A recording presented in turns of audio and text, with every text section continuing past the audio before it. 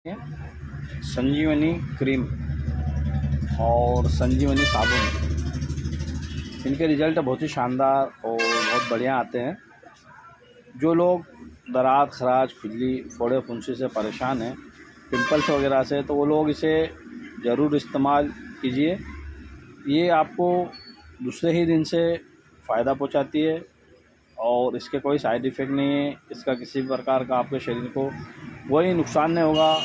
आपको चर्म रोग किसी भी प्रकार का हो तो आप संजीवनी क्रीम इस्तेमाल कीजिए, इसे रोज़ाना लगाइए और इस साबुन से आप उस जगह को धोइए जहाँ पर आपको फंगल इन्फेक्शन, दरार, खराश, खुजली या पिंपल्स वगैरह हो।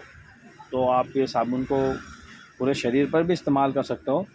तो आप इसे आपके नज़दीकी स्टोर से ले सकते हैं और नहीं मिले तो हमारा व्हाट्सएप नंबर दे रखें, हम इसे होलसेल में भी आप तक पहुंचा सकते हैं।